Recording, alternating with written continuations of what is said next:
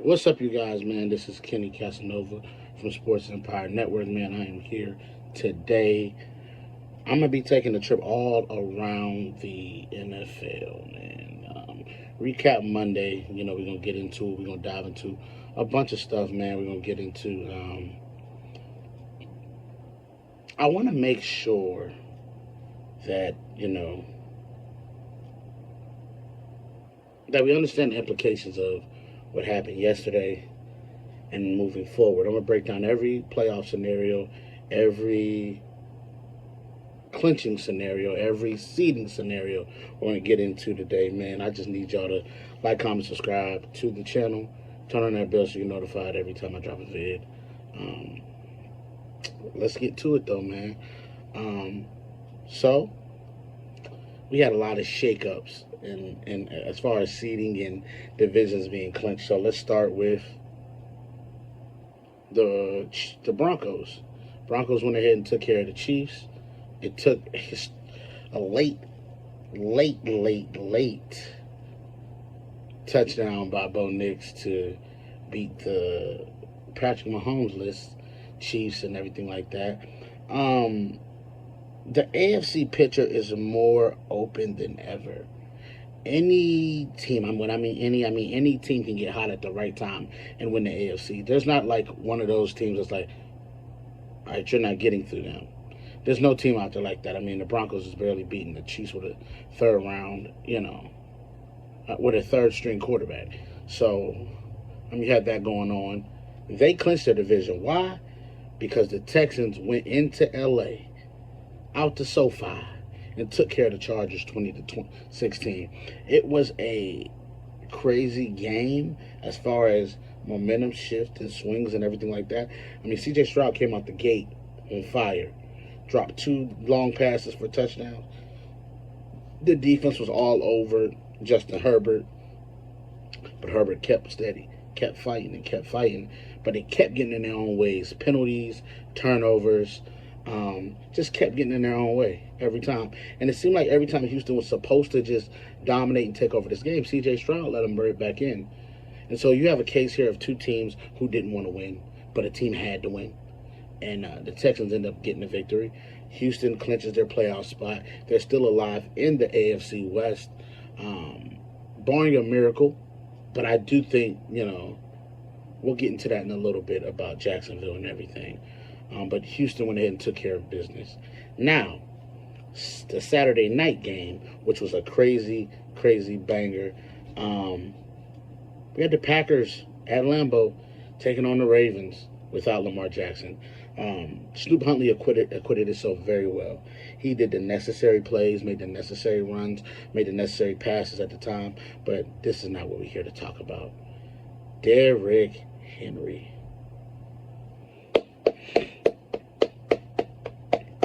That's what you do when you give your running back, your guy, the person that you got, the amount of carries that he needs to be successful.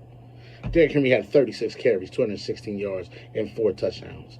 He dominated. He put his imprint on this game. And there's nothing the Packers could do all night. They fought. They tried. There's nothing they can do. They prayed. They lit a candle. Nothing they can do. Derrick Henry was on one on Saturday night. He was on one. That was one of those where, okay, our back's up against the wall and we got to make something shake. But we will get to why this game is so significant. The Packers already clinched their spot. The Ravens are still alive, and we'll get to that in a moment here, why they are.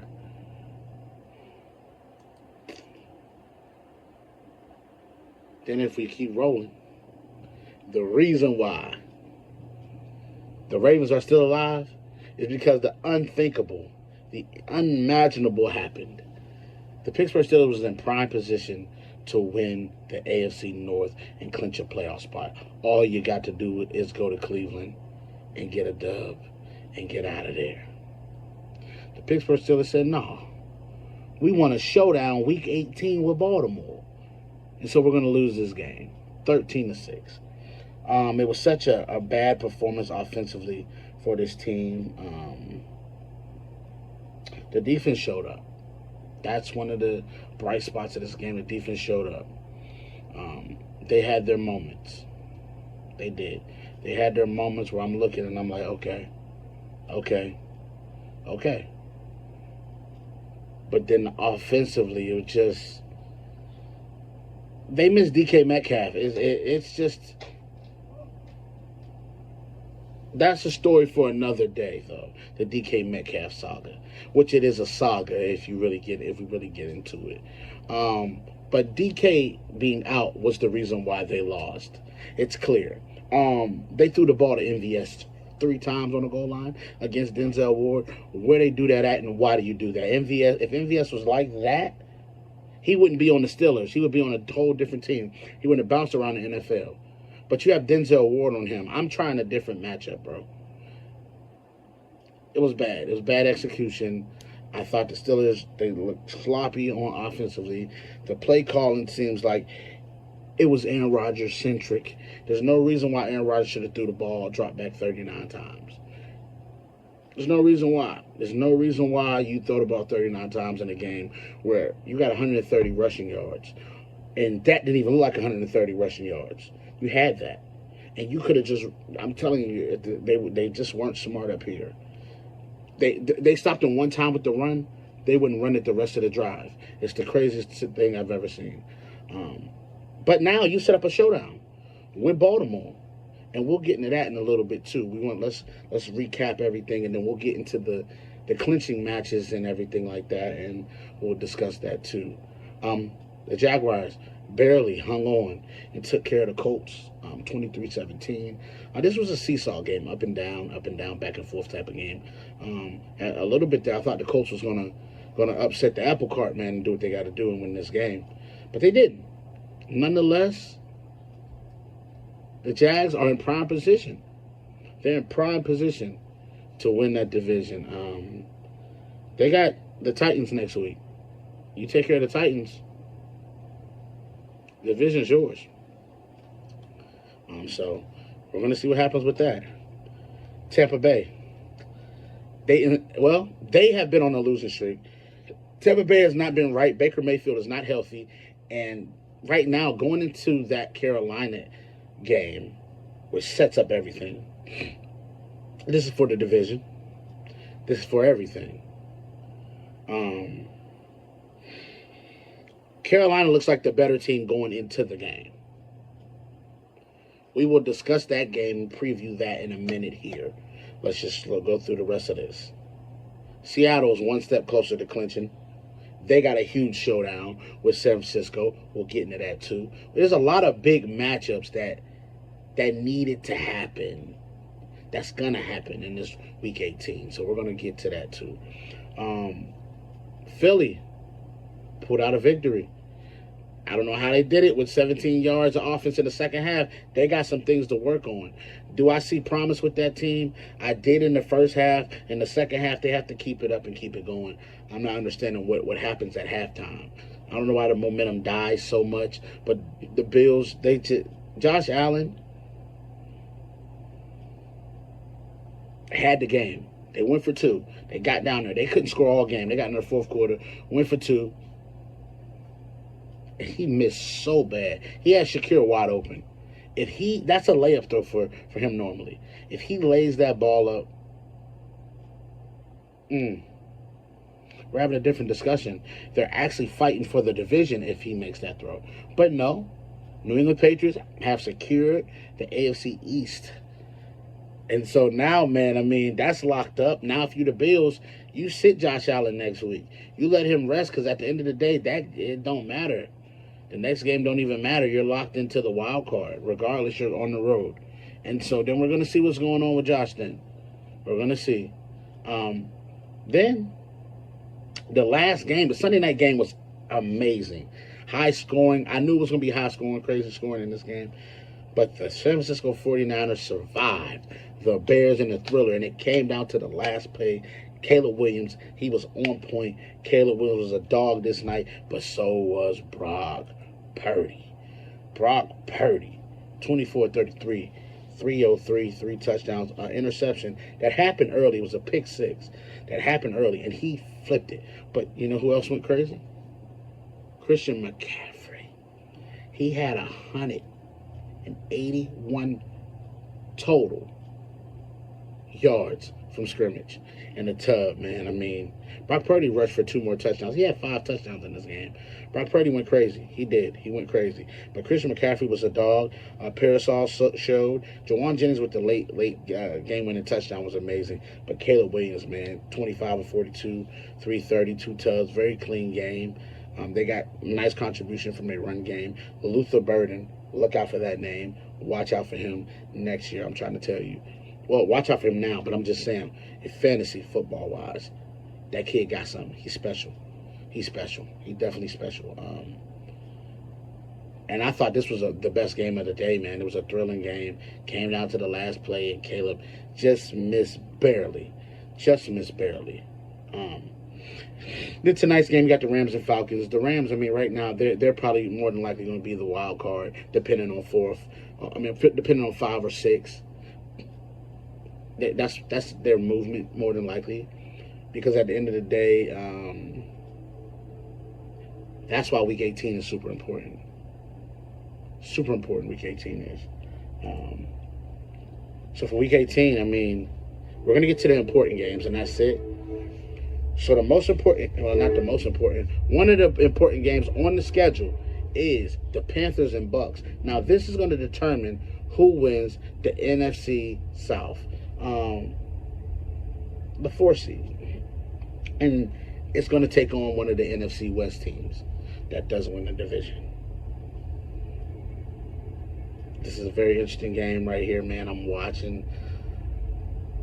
Early on, if I have to pick, and you're telling me you got to pick this game, I'm taking the Panthers. I'm taking the Panthers because I think the Panthers are the better team. I don't care about Tampa Bay being at home. That doesn't matter to me. I don't think they're the better team, and I also think that the Panthers have been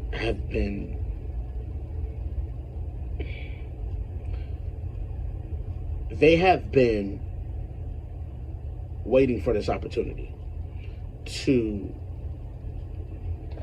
kind of seize everything up. The Buccaneers need to lose this. The Buccaneers do. I don't think they need to go into the playoffs. I think they need to rest, restart, get younger, because I think they got something with Emeka Ibuka. I do. I think they got something in that backfield too with Bucky Irvin being, and then Tucker too. I think Baker will be fine. I think Baker's injured. That shoulder, he ain't been the same ever since. I think they need to rest that. They need to rest that so that he come back next year, they fresh, and they ready to lock and load and go. They started out amazing, and then they just slid. It's been bad, man. So I'm going to take the Panthers in that game. All right? Then, Seattle travels to Santa Clara to take on the 49ers. And this is for the 1 seed. All the marbles, all the chips are on this game. If you got any hesitation or wondering and wondering what's going to happen, everything will be answered. Is Sam Darnold ready? That'll be answered. Is the 49ers for real? That'll be answered. How real is this Seattle defense?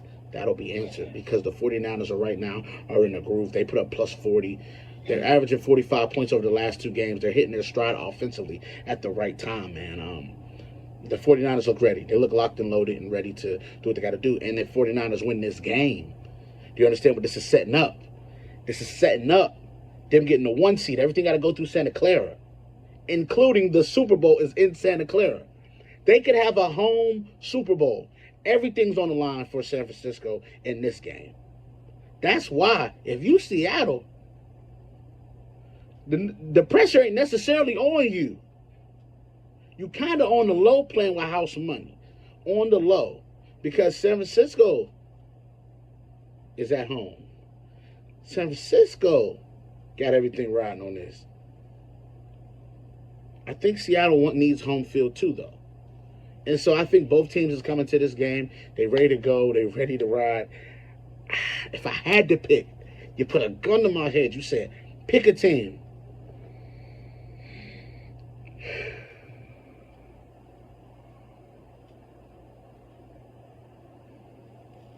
I like Seattle's defense. I like Seattle's defense. I'm rolling with Seattle slightly. I think it's a I ain't gonna lie, I think it's about a 27-24 type of game. I got Seattle winning the game. Just because their defense to me is way more real. Way more real than for 49ers without Fred Warner and Bosa being hurt. I'm going to take Seattle. I am. So then we're going to get to the 1 seed will be, it's either going to be the Chargers I'm not the Chargers, I'm sorry, either going to be the Broncos or it's going to be New England. So they both play at 425. The Chargers is resting Justin Herbert. So the Broncos will probably win that game and get the 1 seed, but you just never know. Stay tuned on that game. That's going to be something. And then the Patriots, they're playing the Dolphins. Stay tuned, locked in on that game as well. But then we're going to get to the night game, which this is the game that everybody been waiting for. This is the game that's going to determine a lot of stuff. We got an old school rival going on here. It's the Baltimore Ravens traveling into Pittsburgh. A winner take all, loser go home and cry. Eat your heart out. They got Baltimore as 3.5-point favorites. It's looking like Snoop Huntley is probably going to get the start. With Lamar Jackson with an outside chance of playing. I don't know if TJ Watt's going to play. We have to let availability through the week to let us know, factor in that. I don't know what's going to happen with that. I also think that the Baltimore Ravens is coming into this game on a high.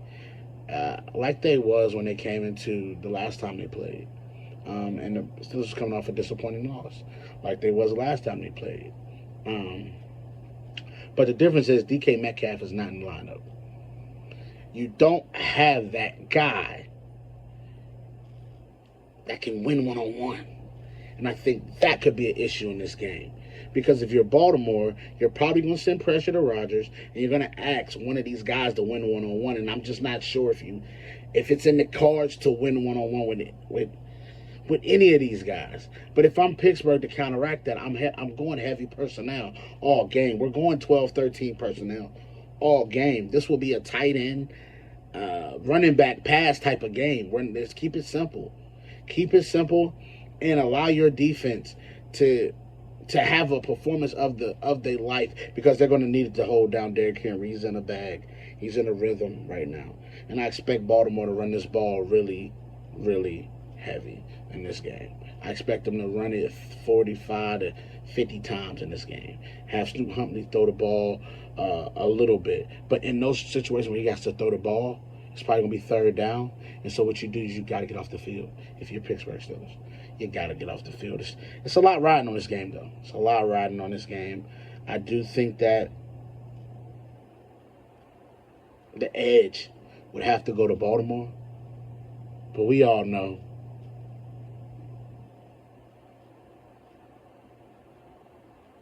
I bleed black and gold. One more for the show. Because I ain't going to lie, whoever wins this, it don't matter. You getting your head beat in the first round of the playoffs. Because you're probably going to have to play Houston. And that defense. So, I think this is just who going to lose in the first round.